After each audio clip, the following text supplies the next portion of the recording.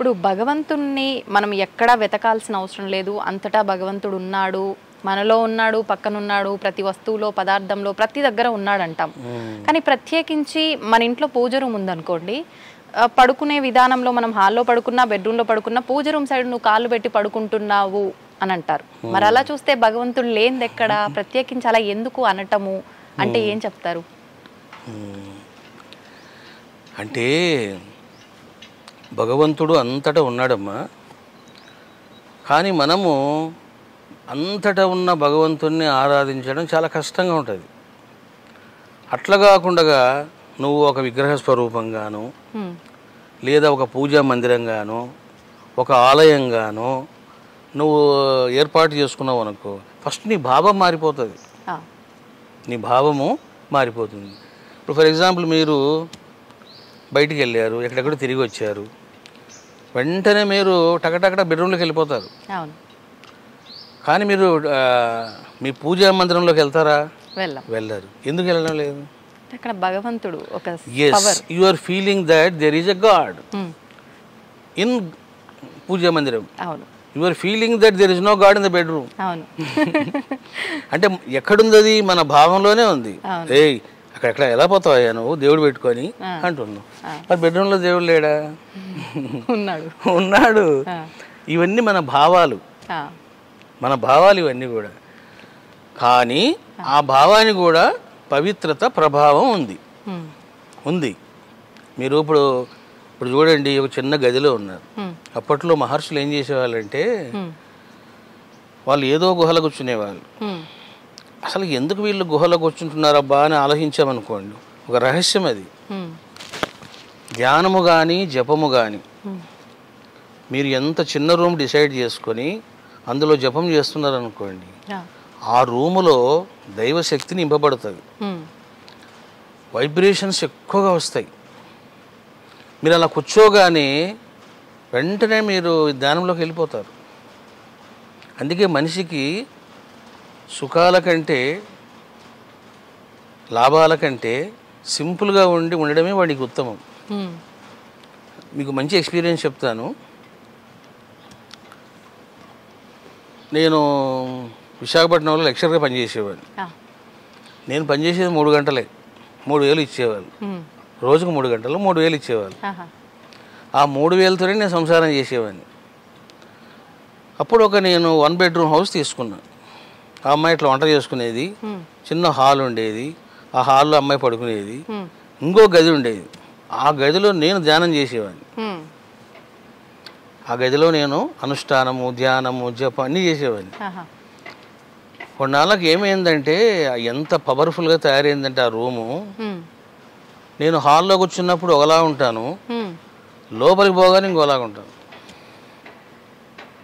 కొన్నాళ్ళకు నేను అక్కడ కూర్చుంటే చాలా, రూమ్లోకి ఎవరైనా అడుగు పెడితే వాళ్ళ మనసులో మాటలు చెప్పేవాడిని.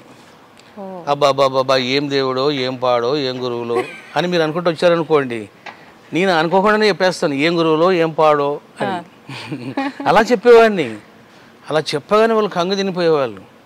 ఇదేంటి నా మనసులో మాట చెప్తున్నాడు ఈ స్వామి అని. ఎట్లా నాకు ఆ పవర్ వచ్చింది?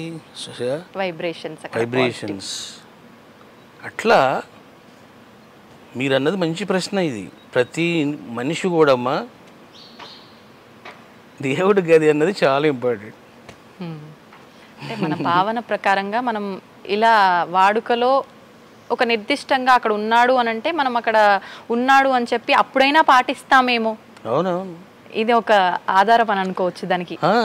ఇప్పుడు మనము చేసే కర్మ, మన భావాలు ఆ రూమ్లో ఉంటాయి. ఓకే. నేను ఒకసారి విశాఖపట్నంలో, అరే ఒక మంచి ఇల్లు చూడండి రా బాబు, ఈ పీఠం దూరం అయిపోయింది అని అంటే, మంచి రూమ్ చూస్తాం గురువు గారు అన్నాడు. కూడిపోండి అన్న. దగ్గరలోనే అనమాట. చాలా మంచి ఇల్లు చూశారు. అదంతా వాళ్ళు నీట్గా రంగులు వేశారు, బాగా శుద్ధంగా ఉంచారు. గురువుగారు మీరు చూస్తే అడ్వాన్స్ ఇచ్చేస్తాము అన్నారు. సరే పదండి అన్నాను. సరే వెళ్ళానమ్మా. అందులో ఒక రూమ్ ఉంది, మాస్టర్ బెడ్రూమ్. నేను అందులో కాలు పెట్టినా, అలా తిరిగాను, ఇల్లంతా చూశాను. ఇల్లు అయితే చాలా బాగుందిరా సూపర్ అన్నాను. సాయంత్రం ఇద్దాంలే అడ్వాన్సు, ఇంటికి వచ్చిన. ఇంకా ఇంటికి రాగానే నాకు డ్రింక్ చేయాలి నా కోరిక కలిగింది. ఎందుకనండి? ఆయన చాలా పెద్ద తాగుబోతు. మీకు అర్థమైందమ్మా? అతను బీరు తాగడంలో మహాదిట్ట అంట. ఆ వైబ్రేషన్స్ నాకు వచ్చి నన్ను డిస్టర్బ్ చేసినాయి అవి. అప్పుడు నేను చెప్పిన, ఒరే బాబు, ఫోన్ చేసి అతను బీరు తాగే అలవాటు చాలా ఉన్నట్లుంది అంటే ఆయన కనుక్కున్నాడు. ఆయన రోజుకి 3 పూటలు తాగుతాడండి. చూసావమ్మా, అంటే మీకు రెండు చెప్తున్నా, నేను రెండు చెప్తున్నా. స్థలం యొక్క ప్రభావం కూడా మన పైన స్థల ప్రభావం most important, very very important. In which place what you are doing, ఈ రెండు ఇంపార్టెంట్. ఇప్పుడు మీరు అన్నప్పుడు నాకు ఒకటి గుర్తొచ్చింది, ఒక మంచి ఇల్లు చూడరా అని చెప్పి. మంచి అంటే మనం చేసే ప్రతి పనిలో ఒక మంచిని వెతుకుతున్నాం. ఏంటి అసలు మంచి చెడు ఈ అవగాహన ఎలా వస్తుంది? ఇప్పుడు నేనున్నానండి, నాకు ఏది నచ్చితే అదే మంచి. నాకు ఎవరైనా అంతే, వ్యక్తిగతంగా అలానే అనుకుంటారు. అసలు ఏంటి రెండింటి మధ్య వ్యత్యాసం ఏంటి? ఎలా మనం తెలుసుకుంటాము మంచి చెడుని? అదేమ్మా, ఇప్పుడు ఇది ప్రపంచమంతా ఏంటంటే ద్వంద్వాత్మకం, మంచి చెడు రెండూ ఉంటాయి. సో కాబట్టి మనం ఏం చేయాలంటే ఎప్పుడు కూడా మనం మంచి వైపు ప్రయాణం చేయాలి. You have to travel towards goodness, మంచి కోసం ఎలా వెళ్తూ ఉండాలి. అప్పుడే మనకు అన్ని మంచి జరుగుతాయి. అట్లా కాకుండా ఇప్పుడు చూసారా, నీ కనుక ఇల్లు తీసుకుంటే ఇంకా గోవింద. అంటే మన మనసు ఏం చెప్తుందో దానిపైన ఆధారపడి ఆ మార్గంలో వెళుతూ ఒకసారి మళ్ళీ మనం కూడా చూసుకోవాలి, అసలు వెళ్తున్న మార్గం కరెక్టేనా కాదా అని చెప్పి. పర్ఫెక్ట్గా ఇల్లే కాదమ్మా, మీరు మనిషితో పెట్టుకునే సంబంధం, ఒక వస్తువుతో పెట్టుకునే సంబంధం. ఇప్పుడు ఫర్ ఎగ్జాంపుల్, నువ్వు చాలా బాగా యాంకరింగ్ చేసావు అమ్మాయి, దండేసుకోమ్మాయి అని ఇచ్చేసాను.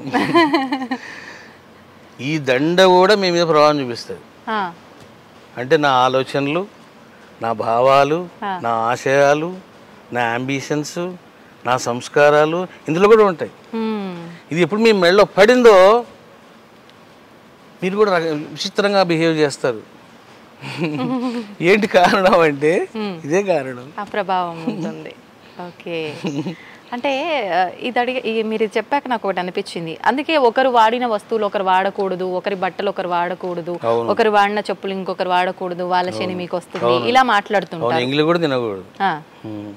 దానికి వెనకాల ఇదేనా ఇంకేదైనా ఆంతర్యం ఉందంటారా? ఇదే రీజనే. ఇప్పుడు చాలా మంది ఏం చేస్తారంటే,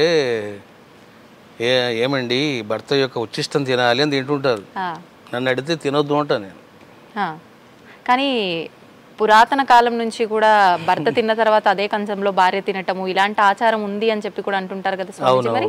మరి అది ఉందమ్మా.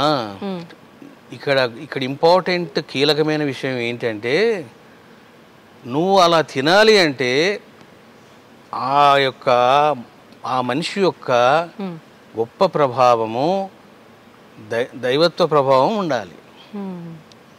ఇప్పుడు ఆ రోజు అంతా మహర్షులు, ఋషులు ఎందుకు వాళ్ళు అట్లా చెప్పేవాళ్ళు అంటే, సిద్ధ గురువులు ఎప్పుడైతే వాళ్ళు భోంచేస్తారో వాళ్ళ ఎనర్జీ ఆ అన్నం మెతుకుల్లో ఉంటుంది, ఆ ప్లేట్లో ఉంటుంది. వాళ్ళు టచ్ చేసిన యొక్క సాంబారు రసం ఏం తిన్నారో అదంతా ఉంటుందన్నమాట. ఎందుకంటే మనం భోజనం చేస్తుంటాం కదా, ఇప్పుడు ప్లేట్లో పప్పు వేశారు, వంకాయ కూర వేశారు, చాలా వేశారు. ఇప్పుడు ఏమవుతుంది, నేనే భోజనం చేస్తున్నాను అనుకోండి, నా ఆర మొత్తం దాని మీద ఉంటుంది. నా ఆర ఉంది అంటే what is that meaning, that ఆ పదార్థము తీసుకుంటుంది శక్తిని. మీరు ఎప్పుడైతే ఇట్లా తింటారో రొట్టెను, you are not eating that రొట్టె, మీరు ఎనర్జీ తింటున్నారు. ఇప్పుడు ఇవన్నీ సీక్రెట్స్ అనమాట. అట్లా కాకుండా ఫర్ ఎగ్జాంపుల్ చూడండి, భర్త చాలా చెడ్డోడు, దుర్మార్గుడు, నీచమైన పనులు చేస్తుంటాడు, అడ్డగోలుగా బిహేవ్ చేస్తుంటాడు. అట్లా భార్య తిందనుకోండి, ఇంక ఈమె కూడా ఇంకో శక్తి తయారవుతుంది. మహంకాళి విశ్వరూపం చూపించేస్తుందంటారు. అట్లనమాట. ఇప్పుడు ఎలాగూ అమ్మవారి టాపిక్ వచ్చింది, ఆడవాళ్ళ టాపిక్ వచ్చింది కాబట్టి మన పురాణాల నుంచి శాస్త్రాల నుంచి తీసుకున్నా కూడా ఆడవారికి చాలా ప్రత్యేకత ఉంది. కానీ ప్రస్తుత రోజుల్లో వాళ్ళ ఇంట్లో వాళ్ళకే స్వతంత్రం లేని కొన్ని కుటుంబాలు, అంటే ఆడవాళ్ళు బయటకు వచ్చి ఎన్నో రంగాల్లో మగవారిని మించి కూడా కష్టపడుతున్నారు, మనం అవన్నీ చూస్తున్నాం. కానీ కొన్ని సందర్భాల్లో వాళ్ళ ఇంట్లో వాళ్ళకే గుర్తింపు లేకుండా ఇబ్బంది పడే సందర్భాలు కూడా ఇంకా నడుస్తున్నాయి. ఎందుకనండి? అంటే మన మూలం నుంచి కూడా ఆడవారికి అంత గొప్ప స్థానం ఉండి కూడా ఇప్పుడు ఇలాంటివి ఎందుకు చూస్తున్నామంటారు? వాస్తవంగా ఋషుల కాలములో పురుషుడు ఎంతటి వాడో స్త్రీ కూడా అంతటిది. ఎందుకంటే చూడండి, మీకు వేద మంత్రాలలో ద్రష్టలుగా ఋషులు ఉంటారు, మునులు ఉంటారు, శ్రీమూర్తులు కూడా ఉన్నారు. ఇప్పుడు అత్రి మహర్షి ఉన్నాడంటే వారి బిడ్డలు ఉన్నారు ఋషులుగా, ఋషికలుగా ఉన్నారు వాళ్ళు. మరి ఎందుకు ఈరోజు ఇట్లా జరుగుతున్నాయి అని అంటే, కాలగతిలో సాంప్రదాయాలని, చాదస్తాలని, వాటికి రకరకాలుగా పేర్లు పెట్టి స్త్రీ జాతిని అణిచివేయడం జరిగింది. అంతెందుకు, స్త్రీలు వేదాలు చదవకూడదు, శూద్రులు వేదాలు చదవకూడదు. ఆ శూద్రులు పక్కన పెట్టండి, మీరు స్త్రీ విషయానికి వస్తే అసలు స్త్రీలు వేదము చదవకూడదు, వేద మంత్రాలు వినకూడదు అని చెప్పిన వాళ్ళు ఎవరమ్మా? ఆదిశంకరాచార్యులు, రామానుజాచార్యులు, వల్లభాచార్యులు, మధ్వాచార్యులు. మరి ఇదంతా వీళ్ళంతా ఏం చేశారు? స్త్రీజాతికి అన్యాయం చేశారు వీళ్ళు. దాన్ని ఖండించా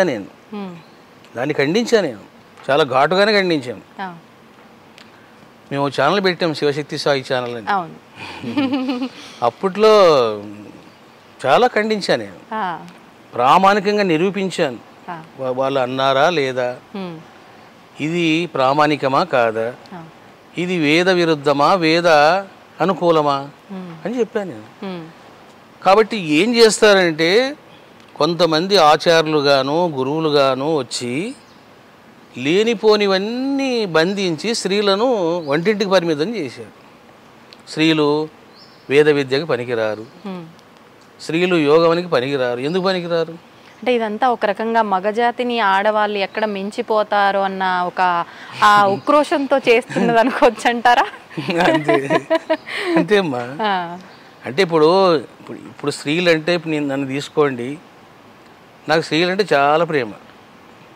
ఎందుకండి ప్రేమ అని అంటే, నాకు జన్మనిచ్చింది ఓ తల్లి. అసలు నాకు గురువు ఎవరు? మాతా పూర్ణానందగిరి యోగిని. నాకు పెట్టిన పిల్లలు ఎవరు? భవానీ, శివాని. చూసారా? కాబట్టి నేనేమంటాను, ఇది తప్పు, స్త్రీజాతికి అన్యాయం జరిగింది అంటాను. అదే గనక ఈ భావాలు లేవనుకోండి, ఏంటయ్యా స్త్రీలు, భర్త పురుషుడు కష్టపడి వస్తాడు, కనీసం ప్రశాంతంగా ఇంత అన్నం పెట్టాలా అంటే అన్నం పెట్టడానికి ఉందా ఆమె? అంటే నువ్వు సంపాదిస్తే ఇంకా ఆమె నీకు దాసోహం చేయాలా? ఇవన్నీ కరెక్ట్ కాదమ్మా, కరెక్ట్ కాదు. పురుషుడెంతో స్త్రీ అంతా. కానీ స్త్రీనే విమర్శించే సందర్భాలు కూడా ఉన్నాయి. అంటే ఇంట్లో ఒక ఇద్దరు ఆడవాళ్ళు ఉన్నారు అని అంటే ఖచ్చితంగా అంటే భర్త సహకారం తీసుకుంటుంది కొన్ని పనుల్లో. అంటే ప్రస్తుత రోజుల్లో జరుగుతున్నది నేను చెప్తున్నాను స్వామీజీ. ఏంటి మగవారితో పని చేయించడం ఏంటి, ఆడవాళ్ళు కదా పని చేసుకోవాలి, ఇలా వాళ్ళ పైనే కూడా విమర్శ చూపించుకునే తత్వం కూడా చూస్తున్నాము. అంటే ఇదంతా కలియుగ ప్రభావం అంటారా, ఏమంటారు దీన్ని? అంటే ఇప్పుడు ఇది బ్యాలెన్స్ చేసుకోవాలమ్మా. ఇప్పుడు ఫర్ ఎగ్జాంపుల్ ఒక భర్త 1,00,000 రూపాయలు సంపాదిస్తున్నాడు, స్త్రీ కూడా 1,00,000 రూపాయలు సంపాదిస్తుంది, ఇంకెక్కువ సంపాదిస్తుంది అనుకోండి. మరి అసలు ఆ అమ్మాయి వంట చేయడానికి టైం ఉండాలి కదా. నేను అమెరికాలో చూశాను, భర్త కష్టపడతాడు, భార్య కష్టపడతారు, ఇద్దరు సమానంగా కష్టపడతారు వాళ్ళు. కానీ వచ్చి పనులన్నీ మళ్ళీ వీళ్ళే చేసుకోవాలి ఆడవాళ్ళు. అంటే కొంతవరకు ఆ అడ్జస్ట్మెంట్ మీకు అమెరికాలో కనపడుతుంది, ఇక్కడ కనపడదు మీకు. ఇక్కడ ఇంకంతా ఇవే కూర్చొని వచ్చిన తర్వాత ఇద్దరు ఒకేసారి పోయినా వీళ్ళు కూర్చొని వాళ్ళని అన్ని తీసుకురమ్మనడం, అన్ని చేసి పెట్టమనడం. అది ఇవన్నీ చెప్తున్నా కదమ్మా, ఇంకంతా రకరకాల. స్వామీజీ, మనిషి అసలు మనిషి పుట్టుకకు ఒక కారణం ఉంటుంది, కారణంతోటే జన్మిస్తారు అని అంటుంటారు. నిజంగా ప్రతి మనిషి పుట్టుకకు వెనకాల కారణం ఉంటుందా, లేదంటే కారణ జన్ములు అంటుంటారు, మహాయోగులు అని అంటుంటారు, వాళ్ళ జన్మ వెనకాల మాత్రమే కారణం ఉంటుందా అంటే ఏం చెప్తారు? ఇప్పుడు మానవ జన్మ అవతార పురుషుల జన్మ. మానవ జన్మ అంటే ఏంటంటే మీరు కొంత పుణ్యం చేశారు, కొంత పాపం చేశారు, కొంతమందికి రుణపడ్డారు, కొంతమంది మీకు రుణపడ్డారు. ఇక లెక్కలు ఉన్నాయి. ఈ లెక్కల కోసమని మనిషి పుడతాడు, అందుకే కర్మానుసారం పుడతాడు వాడు.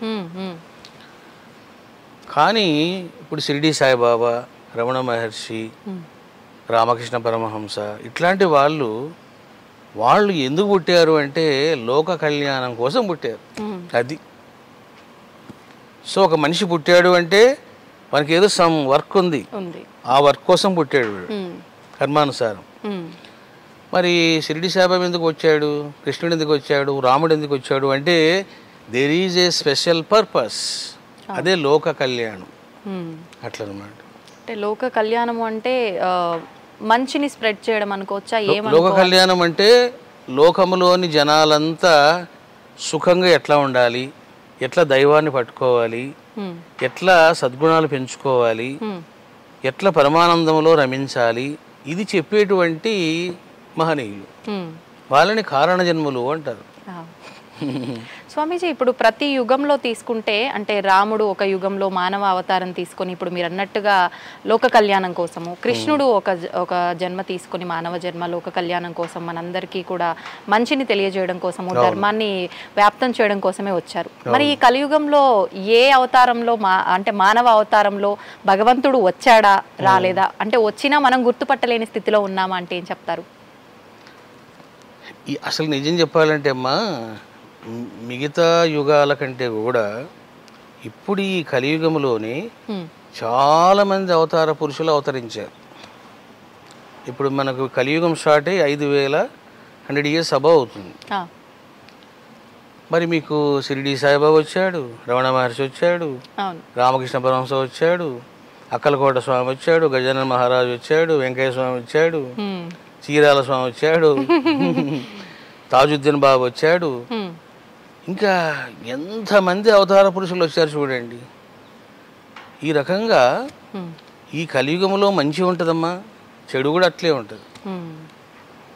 అంటే భగవంతుడు ఒక పర్టికులర్ రూపంలో రాకపోయినా ఇంతమంది రూపంలో ఆ ధర్మాన్ని, ఆ లోక కళ్యాణాన్ని నడిపిస్తున్నాడు. భగవంతుడు అనేవాడు మానవ రూపేనా. అది ఇప్పుడు రాముడు వచ్చాడు, రాముడు కూడా మనలాగే ఉన్నాడు. ఆయన అమ్మా మనిషి రూపంలోనే వచ్చాడు. ఆయన కృష్ణుడు వచ్చాడు, కృష్ణుడు కూడా ఆయన రూపంలోనే ఉన్నాడు. కాబట్టి అంతేగాని మానవునికి మించినటువంటి రూపంలో వాళ్ళు రాలేదే. మనం ఎలా ఉన్నామో, ఎలా మాట్లాడుతున్నామో, ఎలా చూస్తున్నామో అలాగే వచ్చాడు ఆయన కూడా. అంటే మానవ రూపంలోనే వస్తాడు.